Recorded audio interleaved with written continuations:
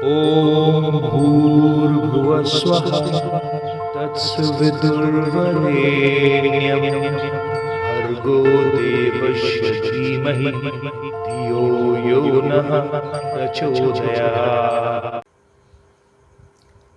जय श्री राम मेरे सनातनी बंधुओं।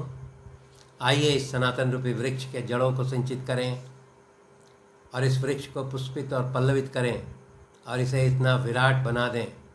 कि हमारे आने वाले वंशज अपने पूर्वजों पर गर्व कर सकें तथा विधर्मियों से अपनी रक्षा भी कर सकें। पिछले अंक में हम लोगों ने अध्ययन किया कि बाली जो है वो श्री रामचंद्र जी के द्वारा छाती पर तीर से घायल होकर के वो पृथ्वी पर लेटा हुआ है और जब श्री रामचंद्र जी उसके समीप आते हैं तो वो बाली अपने शिकायती लहजे में श्री रामचंद्र जी पर आरोप लगाता है कि मैं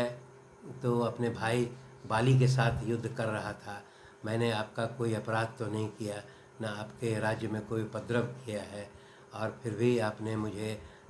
छल से और छुप करके मेरे ऊपर निरपराध को आपने वध क्यों किया। वह ये बोलता है कि आप क्षत्रिय कुल के हैं, इक्ष्वाकु कुल के राजकुमार हैं और आपसे मैं इस प्रकार का अधार्मिक कार्य ये मैं आशा नहीं रखता था। और वो रामचंद्र जी को और भला बुरा भी कहता है। वो कहता है कि आप सठ हैं, माने छिप कर दूसरे पर आघात करने वाले, फिर अपकारी हैं, क्षुद्र हैं, झूठे हैं, इतना आरोप लगाता है।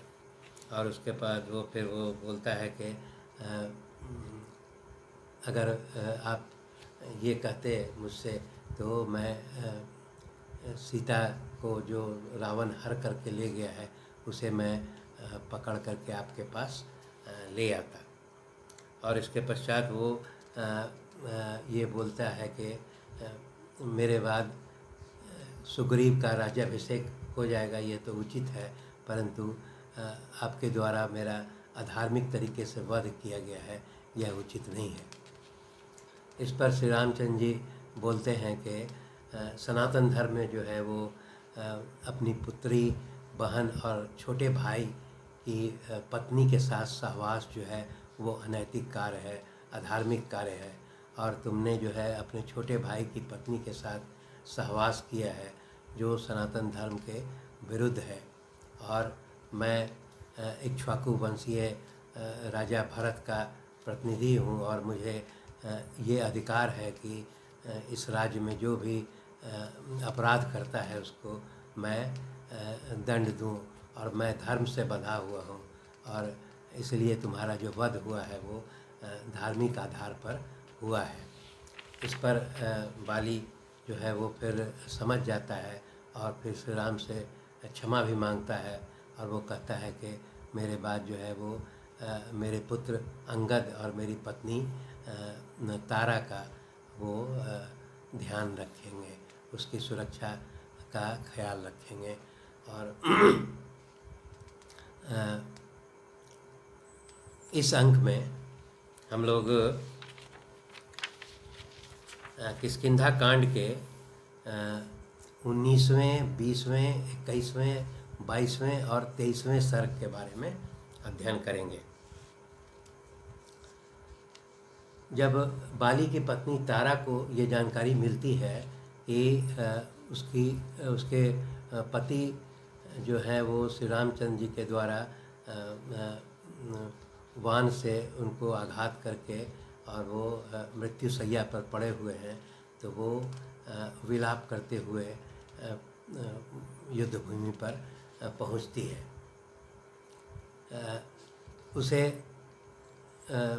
उसके साथ जो जितने वानर हैं वो भागने लगते हैं और वो कहते हैं कि रामचंद्र जी के रूप में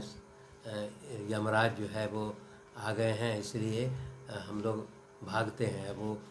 तारा को यह भी लोग सलाह देते हैं कि अब जो है वो बाली की मृत्यु हो गई है, इसलिए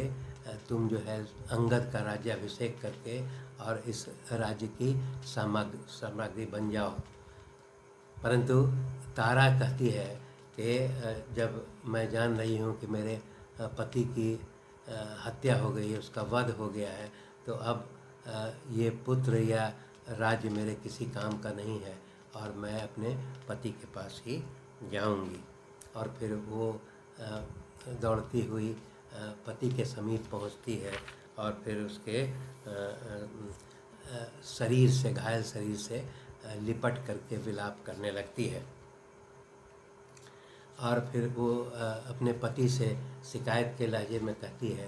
कि आपने सुग्रीव की पत्नी को अपने पास रख लिया था, उसी का फल आपको भोगना पड़ रहा है, और मैंने आपको सलाह दिया था कि इस प्रकार से सुग्रीव से युद्ध मत करिए, परंतु आपने मेरी सलाह को नहीं माना और इसका परिणाम है कि आप ये आज मृत्यु शैया पर पड़े हुए हैं।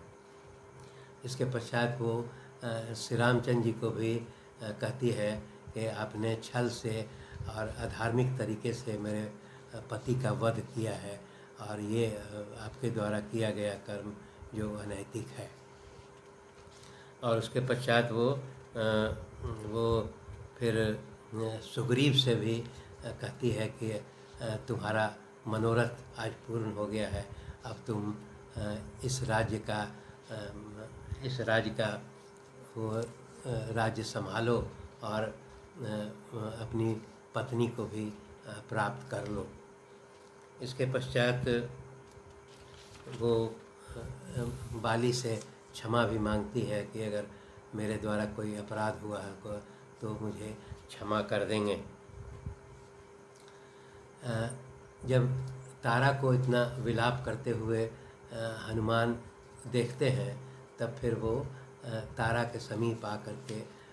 उसको समझाने का प्रयास करते हैं। वो कहते हैं कि हे तारा, तुम्हारा पुत्र अभी जीवित है और तुम जो है वो अब अंगद का राज्याभिषेक करके और इस राज्य काज को पूरा संभालो, और अब शोक करने से कोई फ़ायदा नहीं है। इस पर तारा बोलती है कि जब मेरे पति का स्वर्गवास हो जाएगा तो मेरा कोई इसमें अब अधिकार नहीं होगा, अब जो भी निर्णय लेना होगा वो ये बाली के भाई सुग्रीव ही ले सकते हैं। इतना वार्तालाप होने के समय बाली का जो है वो शरीर से रक्त की धारा बह रही है और उसकी पीड़ा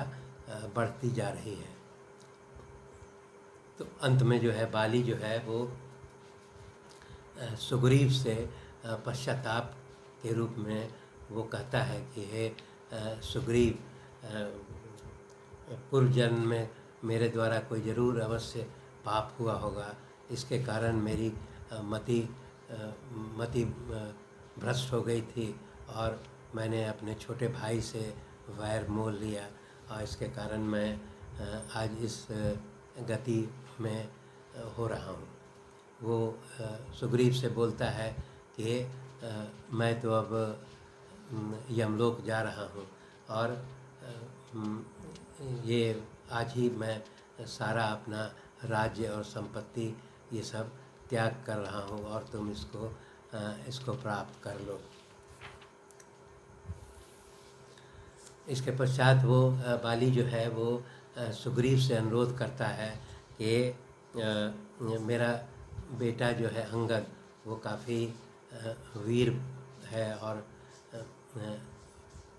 मुझे बहुत प्रिय भी है, इसलिए वो सुग्रीव से अनुरोध करता है कि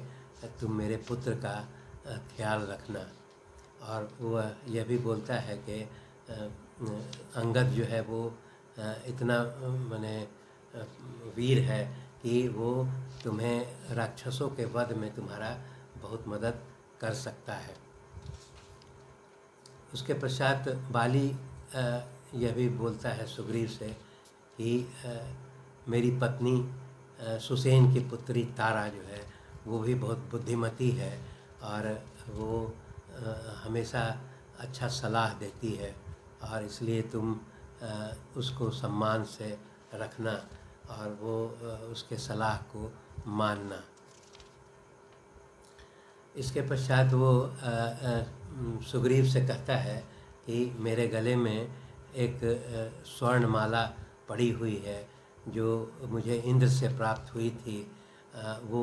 सुग्रीव से कहती है कि तुम इस माला को अभी पहन लो, नहीं तो मेरी मृत्यु होने के बाद इसका जो है वो गुण वो समाप्त हो जाएगा,